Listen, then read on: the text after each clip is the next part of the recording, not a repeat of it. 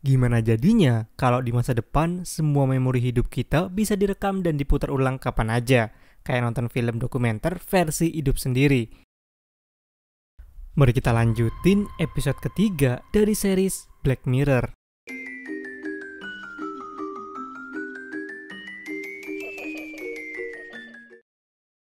Episode ketiga judulnya The Entire History of You. Di dunia episode ini, hampir semua orang punya chip kecil yang ditanam di belakang telinga mereka, namanya Grain. Teknologi ini secara otomatis ngerekam segala hal yang kita lihat, denger, dan alamin. Hasilnya bisa kita putar lewat layar atau langsung ditayangin di mata kita sendiri. Nggak ada yang bisa disembunyiin lagi. Semua momen bisa diulang, dibedah, dianalisis, bahkan buat pertengkaran pun bisa jadi senjata. Episode ini dimulai dari Liam, seorang pria yang baru aja selesai interview kerja. Okay, great. This has been really great, Liam. Really hope to. Dia buru-buru ke bandara buat pulang.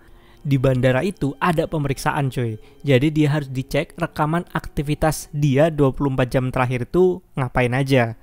Sampai di kotanya, Liam langsung datang ke acara kumpul-kumpul teman-teman istrinya yang namanya Fionn. Di sana dia ngeliat Fionn ini lagi ngobrol akrab banget sama seorang pria bernama Jonas. Liam langsung curiga, tapi Fionn bilang kalau Jonas cuma kenalan lama. Nah, pas di momen makan malam, Jonas kelihatan karismatik, suka cerita dan jadi pusat perhatian. Bahkan V kelihatan tertarik banget sama Jonas. Nah cuy, salah satu temennya V bilang kalau dia tuh udah nyabut chip Grain-nya. Nah kemudian dia ngerasa lebih bebas aja tanpa terus-terusan diikutin masa lalu. Abis acara itu pun Liam dan V akhirnya balik ke rumah. Di jalan mereka muter ulang rekaman interview Liam tadi. V sadar Liam ini kayaknya gagal interview. Dan di momen itulah Liam mulai buka suara tentang rasa nggak nyamannya ngelihat V deket sama Jonas. Knob, innit? Bit of a dick. Jonas. Pulling himself off to his own relationship theories. Mereka akhirnya sampai rumah. Di sana, si Liam lagi-lagi ngebahas tentang hubungan Fionn sama Jonas. Fionn kesel karena Liam ini bahas masa lalu terus. Tapi Liam makin curiga karena ternyata ceritanya V soal masa lalunya sama Jonas nggak konsisten. Dulu pas ditanyain katanya cuma seminggu. Giliran sekarang bilang kalau hubungan sama Jonas sebulanan. I'm fucked up, am I? No, I mean just... No, that's brilliant, because sometimes you're a bitch. You're a bitch. I'd like you to erase. Malamnya mereka sempat baikan dan berhubungan intim. Tapi masing-masing dari mereka ternyata sambil muter memori Grain di kepala mereka. Liam muter momen cinta mereka dulu pas awal-awal nikah. Tapi nggak dikasih lihat nih, V muter memori apa. Besoknya Liam makin terobsesi. Dia muter ulang semua rekaman di pesta, nganalisis ekspresi, gestur, dan tatapannya V ke Jonas. Dia bahkan nanya ke babysitternya soal pendapat tentang si Jonas. Bikin situasi makin gak nyaman. V makin kesel dan akhirnya ngaku kalau dia memang pernah pacaran cukup lama dengan Jonas, sekitar setengah tahunan. Liam gak bisa nerima. Dia mabuk nekat nyetir ke rumah Jonas meski Grain-nya udah ngasih peringatan bahaya. Grain assistant suggests you may not be in a suitable physical condition for the activity you appear to be engaged in. Sampai di rumahnya Jonas, Liam langsung nyelonong masuk dan maksa Jonas buat hapus rekaman memori dia sama Fionn dulu. Karena terancam, Jonas akhirnya nurut.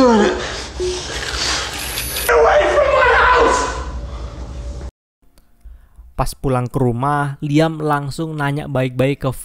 Use a condom or not? V kaget dong ditanya kayak gitu. Liam makin yakin ada yang ditutup-tutupin nih sama V.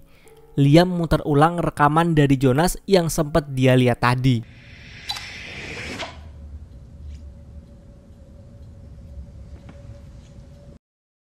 Dan di sana ada momen wajah V dengan latar belakang sebuah lukisan yang sekarang ini ada di kamar mereka. Itu artinya, dan itu selingkuhnya di rumah mereka sendiri. Liam minta V buat jujur. V akhirnya ngaku, kejadian itu tuh terjadi waktu mereka sempat bertengkar hebat, pas mereka baru-baru aja nikah. Di saat itu tuh Liam ninggalin rumah selama 5 hari. Nah, dalam kondisi itu, si V itu kondisinya mabuk. Jonas tiba-tiba datang ke rumahnya buat ngehibur si V. Dan semuanya itu terjadi. Liam masih nahan emosi. Dia nanya sekali lagi. I'm sorry. Anything else? I love you. Condom. Yes. V jawab agak ragu. Dia bilang Jonas yang ngebawa. Liam makin frustasi karena kayaknya V ini nggak jujur. Dia pun akhirnya minta diliatin rekaman di saat itu. V bilang kalau rekaman itu udah dihapus. Tapi Liam curiga kayaknya si V ini tiba-tiba mau ngehapus memori itu sekarang ini. Liam buru-buru ngambil remote-nya V biar V nggak ngehapus memori itu. Nah akhirnya V pun nyerah. Dia muter rekaman saat dirinya selingkuh dengan Jonas.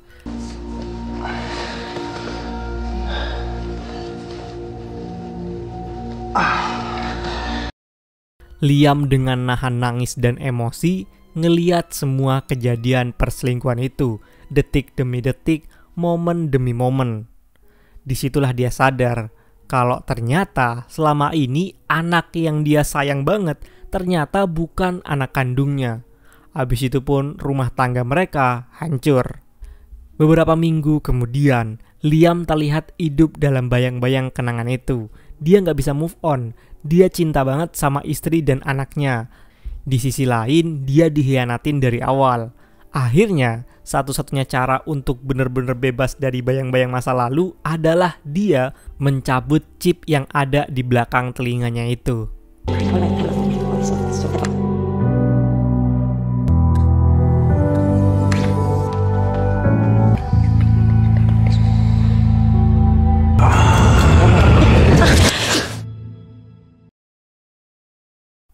Gimana cuy, sama episode kali ini? Agak nyesek ya endingnya.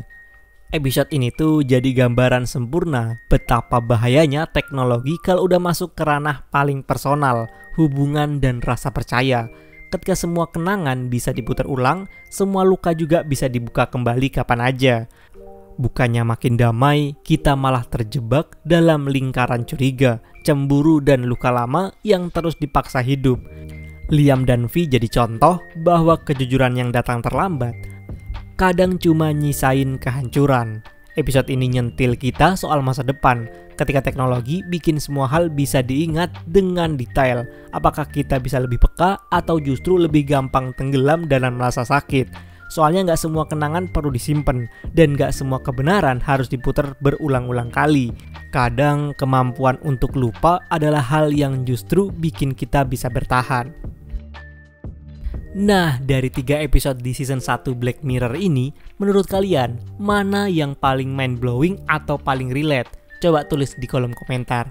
Kalau menurut gue pribadi, episode 3 ini, The Entire History of You adalah yang paling kuat secara emosi. Realistis, nyentuh, dan bikin mikir panjang. Disusul sama episode 1 yang cukup kontroversial tapi impactful. Dan terakhir episode 2 yang secara konsep menarik. Cuma pacingnya tuh agak lambat dan kurang nendang buat gue. Tapi ya balik lagi, setiap orang punya perspektif beda soal mana yang terbaik. Jadi komen aja, mana yang terbaik bagi lu. Makasih yang udah nonton dan setia nungguin video-video dari channel ini. Sampai jumpa di alur cerita berikutnya. Bye-bye.